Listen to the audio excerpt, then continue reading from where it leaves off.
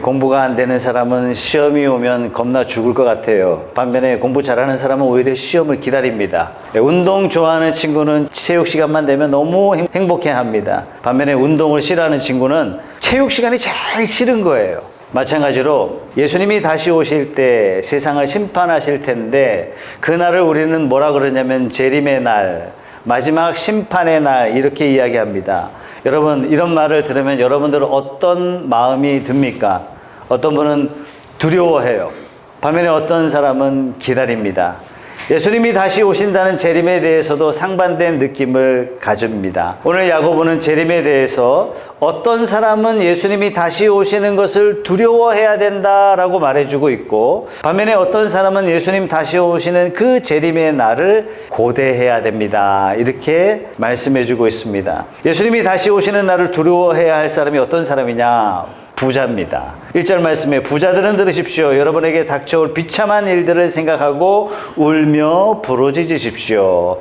부자들은 왜 예수님의 재림을, 예수님의 심판의 날을 두려워해야 할까요? 여러분, 부자 자체가 죄 아닙니다. 그러나 부자들에게는 큰 위험이 따르게 되기 때문에 이런 경고의 말씀을 해주시는 겁니다. 어떤 경고예요? 돈이 우리를 지배하기 때문에 그렇습니다. 우리들은 돈을 많이 벌기를 소원하고 또 돈 많으면 좋은 일 했을 거다 이렇게 생각합니다. 그러나 이게 돈이 없을 때의 이야기지 막상 돈이 많아지면 돈이 우리를 지배하기 시작합니다. 성경은 이 재물에 대해서 만몬신이다 이렇게까지 이야기했어요. 그 말은 물질, 재물, 돈이 엄청난 파워를 가지고 있다는 것입니다. 그런데 이걸 대부분 사람들은 모르고 있어요. 목사님, 저는 교회도 짓고요, 돈 많이 벌어서 주님을 위해서 쓰겠습니다, 이렇게 말씀하시는 분이 우리 교회에 2분이나 계셨어요. 얼마나 감사한지 모릅니다. 반면에 우려의 마음도 있습니다. 돈의 위력을 모르기 때문에 이런 말씀을 하시는 거 아닌가 이런 생각을 가끔 해요. 돈이란 대단한 파워를 가지고 있습니다. 마태복음 6장 24절 말씀에 예수님이 이런 말씀을 하셨어요. 아무도 두 주인을 섬기지 못한다. 한쪽을 미워하고 다른 쪽을 사랑하거나 한쪽을 중히 여기고 다른 쪽을 업신 여길 것이다. 너희는 하나님과 재물을 아울러 섬길 수 없다. 예수님께서 하나님과 재물을 같은 레벨에 두고 말씀하시는 거 여러분 보이십니까? 다른 말로 재물과 하나님을 라이벌로 사람들은 생각한다라는 것입니다. 여러분, 라이벌이 되려면 힘이 비슷해야 됩니다. 현저하게 차이가 나면요, 그 라이벌 될 수가 없어요.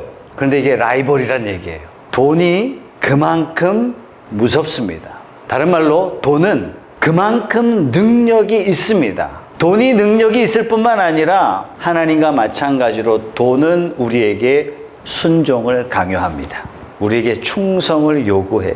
그래서 우리는 하나님을 섬기든지 재물을 섬기든지 둘 중에 하나 편을 딱 정해야 됩니다. 재물이라는 것이 우리가 있으면 쓰고 없으면 안 쓰지 뭐 이렇게 가볍게 생각할 대상이 절대로 아닙니다. 없어도 힘, 있어도 힘입니다. 그래서 부자는 재물이 많기 때문에 재물에 지배받기가 쉽다 이런 의미예요. 재물을 잘 다스리지 못하고 재물의 지배를 받게 되면 예수님께서 오셔서 심판하실 때에 우리가 심판의 대상이 될 수 있기 때문에 조심하라 그러면서 경고의 말씀을 하시고 계신 겁니다. 부자가 된다는 것은 위험이 따르는데 어떤 위험이 따르냐면 4가지 위험을 말씀해 주고 있거든요.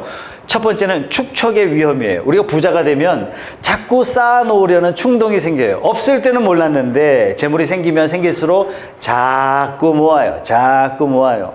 오늘 본문 말씀에 보면 어느 정도 쌓았는지 다 썩어버렸어요. 여러분, 금과 은은 썩는 물질이 아니에요. 그런데 썩었다 그랬어요. 그게 어떤 의미인지 생각해 보세요. 2절 말씀, 여러분의 재물은 썩고 여러분의 옷들은 좀 먹었습니다. 여러분의 금과 은은 녹이 슬었으니 그 녹은 장차 여러분을 고발할 증거가 될 것이요 불과 같이 여러분의 살을 먹을 것입니다. 여러분은 세상 마지막 날에도 재물을 쌓았습니다. 부자가 되면 자꾸 쌓고 싶어요. 충분히 있는데 부자가 되면 더 쌓고 싶어서 힘으로 쌓으려고 그래요. 법을 어겨서라도 쌓으려고 해요. 남의 것을 빼앗아서라도 쌓아 놓으려고 합니다. 결국 없어질 것을.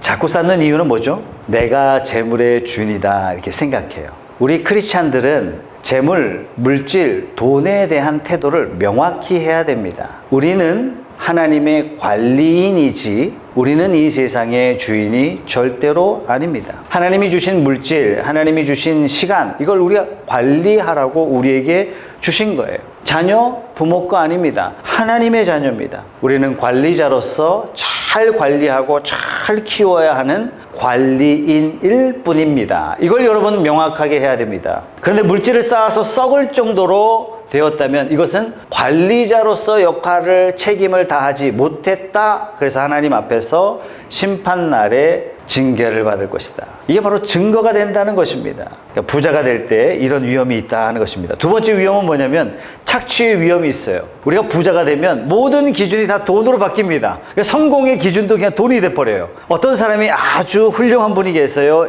인격이 아주 좋은 분이 계시다고 한다면 만약에 이분이 돈이 없고 조금 초라하게 보이면 존경할 마음이 딱 사라지는 거예요. 왜요?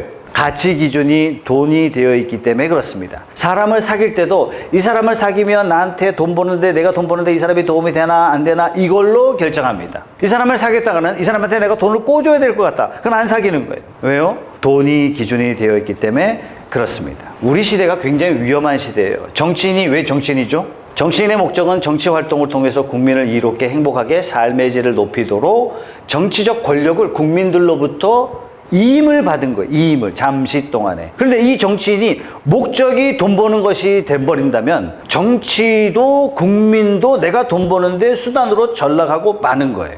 위험한 거죠. 의사의 목적이 뭐냐면 환자를 불쌍하게 여기고 치료하는 게 목적인데 의사가 목적이 돈이 돼버리면 어떤 일이 벌어지죠? 광진료가 빈번하게 일어나는 거예요.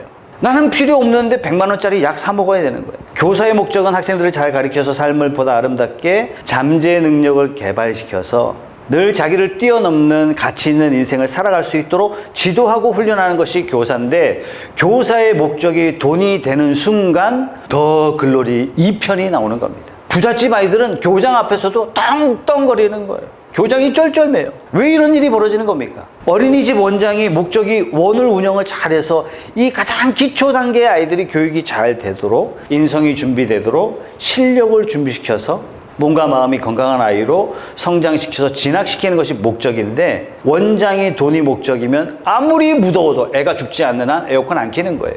여러분 부자가 되면 가치 기준이 확 바뀝니다. 그러면 착취하는 사람이 되고 맙니다. 4절 말씀 보십시오. 여러분의 밭에서 곡식을 벤 일꾼들에게 주지 않고 가로챈 품삯이 소리를 지르고 있습니다. 그래서 그 일꾼들의 아우성 소리가 전능하신 주님의 귀에 들어갔습니다. 지금 야고보가 이야기하는 말씀의 대상은 누구냐면 농경사회의 지주들이죠. 여러분 지주면 꽤 여유 있는 사람 아닙니까? 그런데 일꾼의 하루 일당 가로채는 거예요. 왜? 모아도 항상 모자르다 이렇게 느끼는 게 재물이 되기 때문에 그렇습니다. 그래서 사람을 나도 모르게 착취하고 있는 거예요. 이 말씀을 듣는 사람들 대부분 유대인일 텐데 하나님이 주신 계명이 명백하게 있음에도 불구하고 잘 알고 있음에도 불구하고 착취하고 있는 것입니다. 레위기 19장 13절 말씀에 너는 이웃을 억누르거나 이웃의 것을 빼앗아서는 안 된다. 네가 품꾼을 쓰면 그가 받을 품값을 다음날 아침까지 밤새 네가 가지고 있어서는 안 된다. 내일 줄게 안 된다는 얘기예요. 다음 주에 줄게 이게 안 된다는 얘기예요. 많은 분들이 하나님에 대해서 착각해요. 구약의 하나님은 무서운 하나님. 아니요.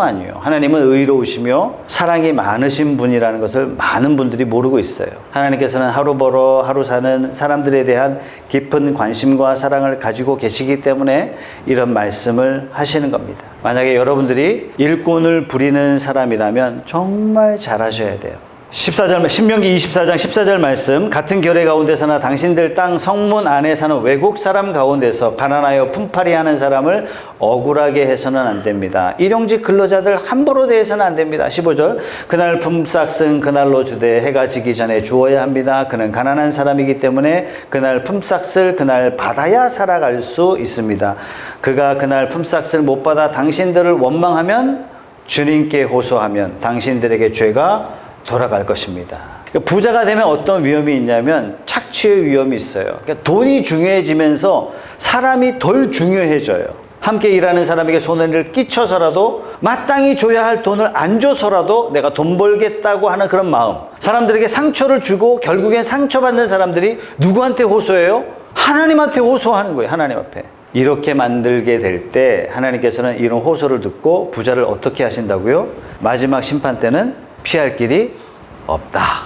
여러분, 돈 파워가 있습니다. 돈은 우리로 하여금 아무리 쌓고 쌓아도 우리 마음에 부족하다 이런 마음을 심어줘요. 그래서 결국 우리로 하여금 다른 사람의 돈을 착취하는 데까지 우리를 몰고 갑니다. 그렇기 때문에 심판날은 부자가 두려운 날이 될 수 있다.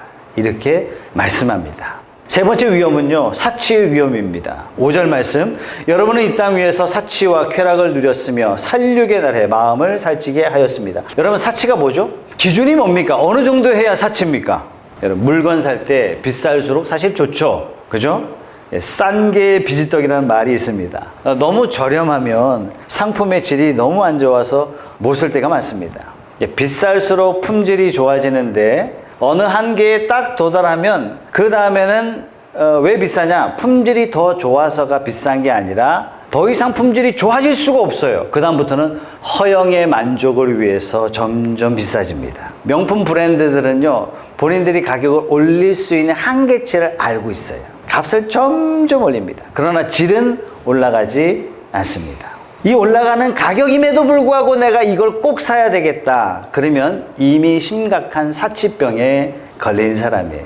여러분, 말씀에 쾌락이 나옵니다. 쾌락 자체가 결코 나쁜 것이 아닙니다. 우리 인생으로 하여금 하나님께서는 쾌락을 주셨어요. 기쁨이라는 것이 쾌락의 결과거든요. 그럼 언제 쾌락이 죄가 되느냐? 쾌락 자체가 인생의 목적이 될 때 죄가 됩니다. 가족들끼리 좋은 식당 가서 맛있는 음식 먹는 거 하나님 주신 축복입니다. 그렇게 해야 돼요. 그러나 내 인생에 맛있는 음식을 먹는 것이 내 인생의 목적이다. 그러면 이건 죄된 쾌락이 되고 마는 겁니다.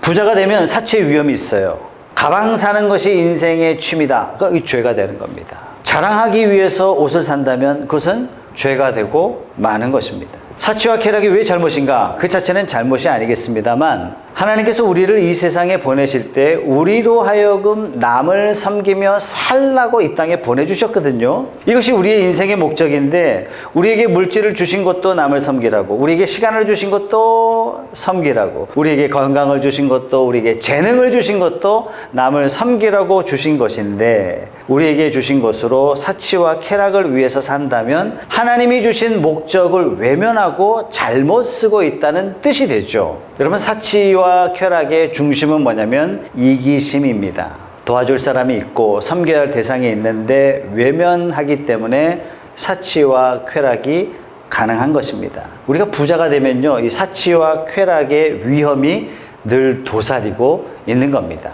재미있는 표현을 했어요. 5절 하반절에 보면 살육의 날에 마음을 살찌게 하였습니다. 여러분, 살육은요, 짐승 잡을 때 쓰는 표현입니다. 옛날에 사위가 장모 집에 딱 놀러 오면 어떻게 했어요? 장모는 오랜만에 사위 왔다고 뭐 잡아요?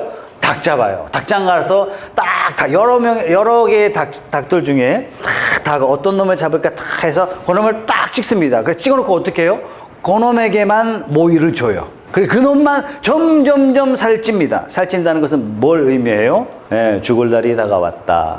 지금 야고보가 이 표현을 쓴 겁니다. 자기를 위하여 사치하고 쾌락한다는 것은 살육의 날을 위하여 살찌우는 것과 똑같다. 부자는요, 사치와 쾌락의 위험에 늘 노출되어 있습니다. 네 번째 위험은 뭐냐면 살인의 위험입니다. 6절 말씀입니다. 여러분은 의인을 정죄하고 죽였지만 그는 여러분에게 대항하지 않았습니다. 우리가 돈의 지배를 받고 돈의 노예가 되면 살인도 서슴지 않는 사람이 될 수 있다는 얘기예요.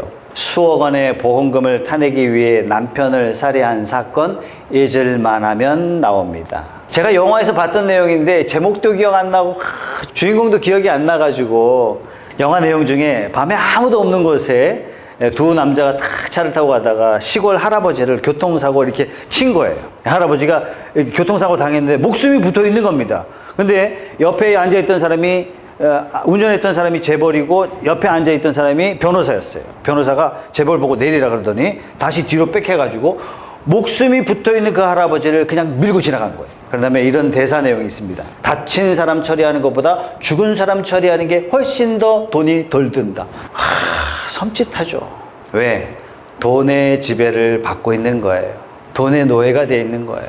부자는 살인의 위험이 있습니다. 우리가 돈의 노예가 되면 돈을 위해서는 무슨 일이든지 할 수 있다는 각오를 해요. 뭐 주일이고 나발이고 성경 공부고 나발이고 돈 벌러 가는데 이게 되는 거예요, 여러분. 여러분, 돈은 파워를 가지고 있어서 우리를 종처럼 부립니다. 이걸 여러분들이 생각하셔야 돼요. 이것이 바로 돈이 우리에게 요구하는 충성인 겁니다. 여러분들은 부자입니까? 아닙니까? 목사님, 오늘 설교는 나한테 해당이 안 되는 설교입니다. 이런 생각을 하고 있을지 모르겠습니다만, 돈이 많건 적건 간에 돈을 위해서 사는 사람은 부자입니다. 오늘 이 말씀을 하나님께서는 우리 모두에게 주신 말씀으로 주셨습니다. 성도님들, 돈은 파워가 있습니다. 우리가 재물이 적을 때는 우리가 재물을 쓰지만 재물이 어느 정도 있게 되면 재물이 우리를 쓰기 시작해요. 재물이 우리를 지배하기 시작합니다. 재물이 우리를 지배하는 순간부터 우리를 심판의 자리로 밀고 갑니다. 그럼 어떻게 하면 재물의 노예가 되지 않을 수 있을까? 두 가지만 딱 생각하십시오. 첫째, 11조 하세요. 11조 하면 오는 혜택이 여러 가지입니다. 첫째, 하나님께서 기적을 체험하게 해주십니다. 두 번째, 능력을 체험합니다. 세 번째, 11조를 하면 믿음이 커집니다. 여러 가지가 있겠습니다만 오늘 제가 여러분들에게 말씀드리고 싶은 것은 11조를 하게 되면 내가 돈으로부터 자유함을 누릴 수가 있어요. 돈으로부터 해방됩니다. 제가 대학 졸업할 때 강남에서 고액 가외학원 선생이었어요. 그러면서 낮에는 대기업에 다니는 제 동료들보다 월급 최소 4배에서 5배 정도 받았던 것 같아요. 이때 11조를 떼려니까요, 손이 부들부들 그때는 막 봉투에다 줬거든요. 손이 이렇게 떨렸어요. 결국은 떤다는 얘기는 할 수밖에 없는 거죠. 하고 나니까 마음에 자유가 생겼어요. 돈이 두렵지가 않아요. 못 벌어도 두렵지가 않아요. 없는 것도 두렵지 않고 있는 것도 두렵지 않은 거예요. 여러분, 직장 생활하는 사람 돈 모으는 게 정말 어렵습니다. 어차피 안 모아질 거 내가 11조 하면서 하루하루 살지. 그러면 마음의 여유가 생겨요. 돈이 모아져야 욕심이 생기고 그러잖아요. 여러분, 흩어주십시오. 하나님 앞에 드리십시오. 두 번째, 영혼 구원에 투자하십시오. 예수님께서 말씀하셨어요. 너희 재물을 땅에 쌓아두지 말아라. 그러시면서 하늘에 쌓아둬라. 영원히 남는 것에 투자하십시오. 여러분, 죽을 때 뭐 가지고 가요? 장례식 가면 여러분 꼭 물어보세요. 뭐 갖고 가십니까? 기껏 가슴에 얹은 빨간 성경책 한 권 말고는 아무것도 가져갈 게 없습니다. 다 맨손이에요. 전부 다 빈손입니다. 여러분, 영원히 남는 것에 투자하십시오. 뭐가 영원히 남을까요? 사람이 영원히 남습니다. 사람에게 투자하십시오. 영혼 구원에 투자하십시오. 이게 정말 지혜로운 거예요. 내가 전도한 사람이 생명책에 그 이름이 기록된다고 생각해 보세요. 하나님께서 이것을 얼마나 기뻐하실까? 여러분, 돈 어디다 쓰세요, 주로? 사람에게 쓰고 있나? 물질에 쓰고 있나? 사람 키우는데, 영혼 구원하는데, 사람을 돕는 데 쓴다면 여러분들은 사람에게 투자하고 있는 겁니다. 그건 돈의 노예가 되지 않는 비결이에요. 부자가 되는 것은 위험이 따릅니다. 돈이라는 것은 능력이 있기 때문에 우리를 쉽게 노예로 만듭니다. 우리를 심판의 자리로 밀고 갑니다. 우리가 이런 것으로부터 해방되는 것은 흩어 주십시오. 두 번째, 물건에 투자하지 마시고 사람에게 투자하는 여러분 되시기 바랍니다. 자, 심판의 날에 부자들에게는 두려움의 날이지만 반면에 핍박받는 사람들에게는 소망의 날이다. 같은 날이지만 한쪽은 두려움의 날, 한쪽은 소망의 날이다. 왜 소망의 날이냐? 하나님께서 오셔서 눈물을 씻겨주기 때문에 소망의 날이다. 하나님께서 오셔서 내가 받은 마음의 상처를 다 치료해 주시는 날이기 때문에 기대하는 날이다. 하나님께서 오셔서 내가 주를 위해서 받은 고난을 보상해 주시는 날이 되기 때문에 이 날은 두려움의 날이 아니라 소망의 날, 기대의 날이다. 이렇게 말씀하세요. 요한계시록 21장 3절 4절 다 같이 한번 읽어보겠습니다. 시작. 그때 나는 보좌에서 큰 음성이 울려 나오는 것을 들었습니다.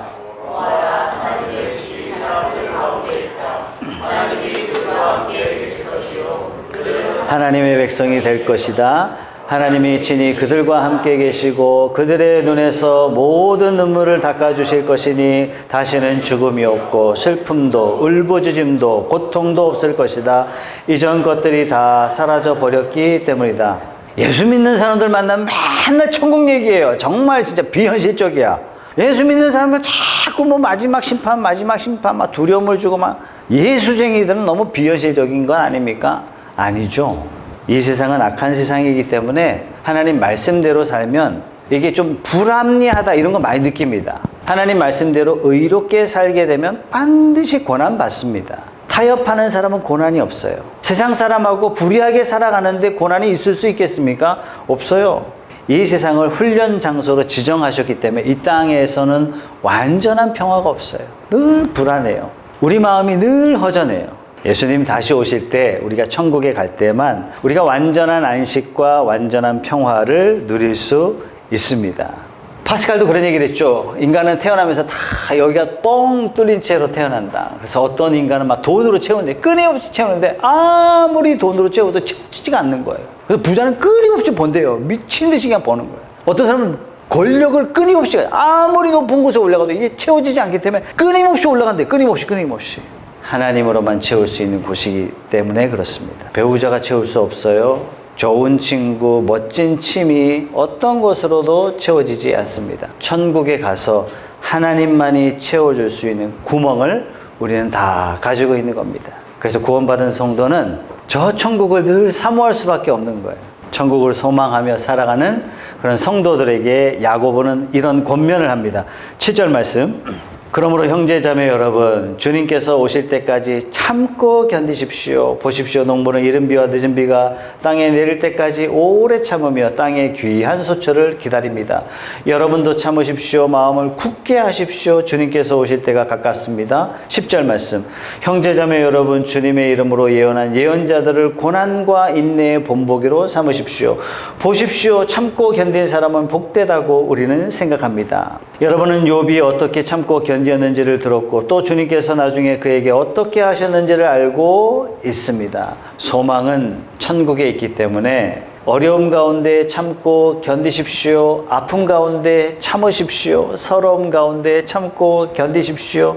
이런 권면의 말씀을 하고 있는 겁니다. 이 참고 견디는 방법에 대해서 몇 가지 힌트를 줬는데요. 첫 번째는 농부처럼 참으십시오. 10절 말씀 다시 보세요.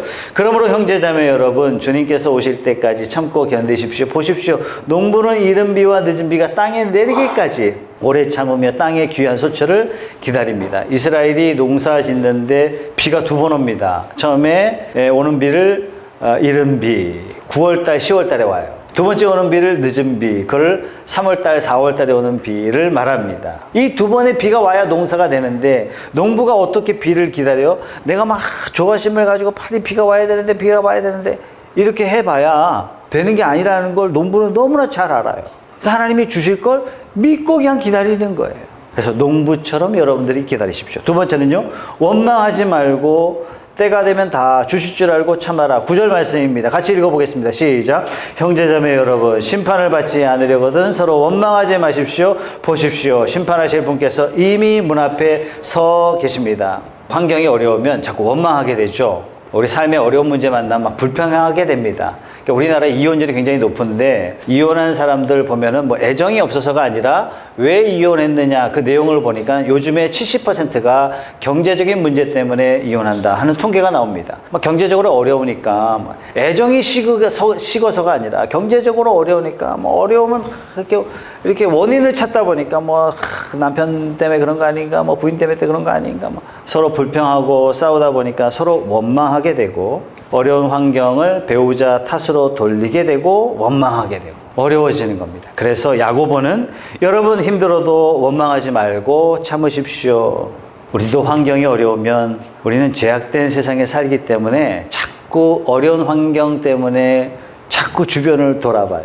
마누라 때문에 그런 거 아닌가? 남편 때문에 그런 거 아닌가? 뭐 직장 상사 때문에 그런 게 아닌가? 뭐 정치인들 때문에 그런 게 아닌가? 여러분, 이것은 바른 원인이 아닙니다. 이때 하나님이 원하시는 방법은 뭐냐면 인내하며 사는 겁니다. 원망하지 말고 참는 겁니다. 세 번째는 뭐냐면요, 예언자처럼 참아라 이렇게 말씀하고 있습니다. 10절 말씀 같이 읽어보겠습니다. 시작. 형제자매 여러분, 주님의 이름으로 예언한 예언자들을 고난과 인내의 본보기로 삼으십시오. 예언자는 하나님의 말씀을 대변하는 사람입니다. 여러분, 성경을 읽어보면 선지자치고 핍박받지 않은 선지자가 아무도 없습니다. 이 세상에서 하나님이 원하시는 대로 살면 어떤 형태로든지 반드시 핍박을 받을 수밖에 없습니다. 그런데 이 선지자들이 어떻게 참았느냐?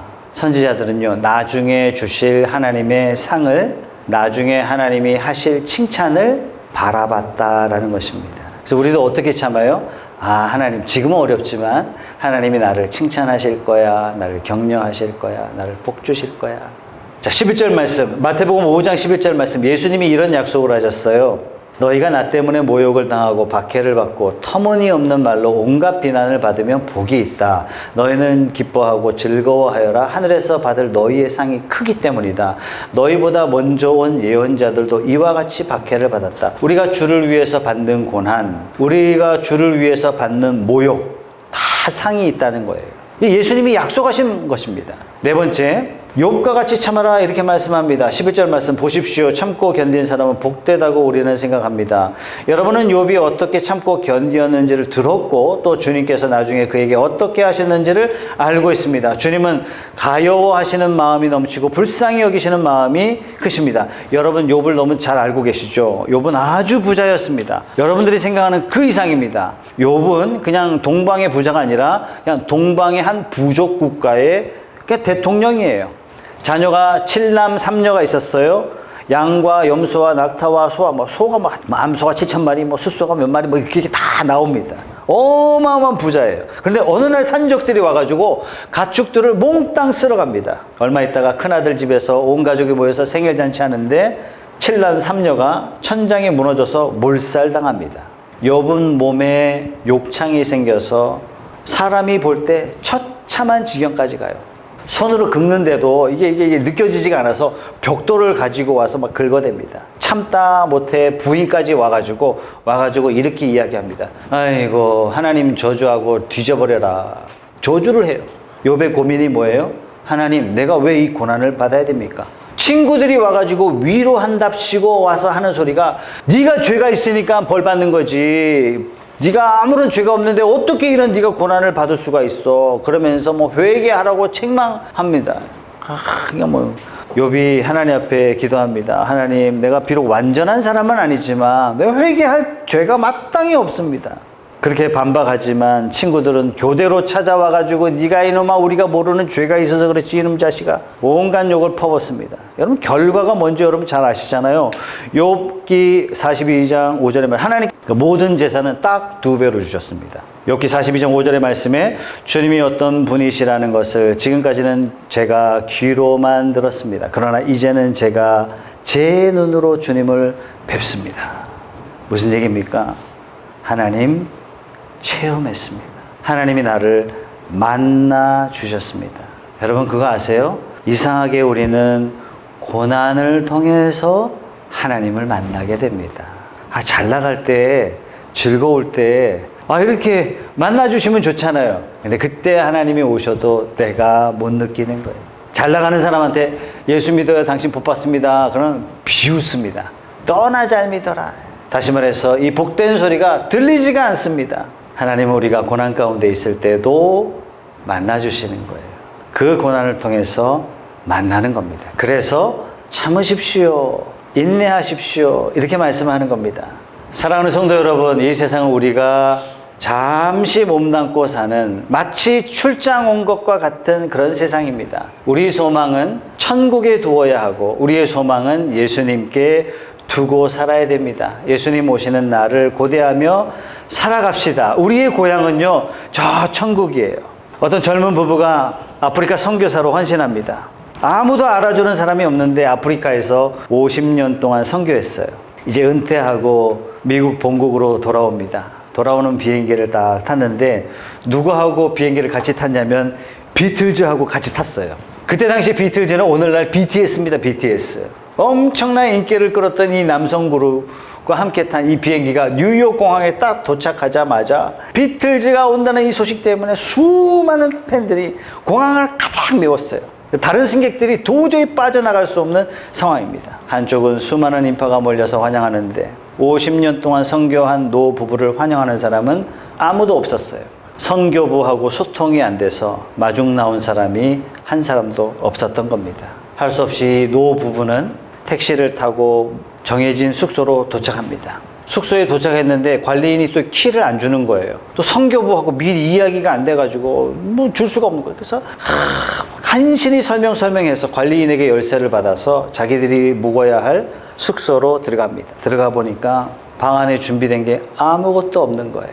심지어 침대도 준비가 안 된 거예요. 선교사님이요, 드디어 울분이 폭발했어요. 도대체 이게 뭐냐, 이게. 노래하는 비틀즈를 위해서는 수많은 인파가 모였고 그를 위해서 수많은 준비가 되어 있는데 50년 동안 선교한 사람에게는 반겨주는 사람도 없고 맞아주는 사람도 없고 준비된 것도 하나도 없고 막 이러고 있는데 그때 부인 선교사님이 이렇게 이야기합니다. 여보, 우리가 아직 고향에 돌아온 게 아니잖아요. 우리가 갈 고향은 따로 있잖아요.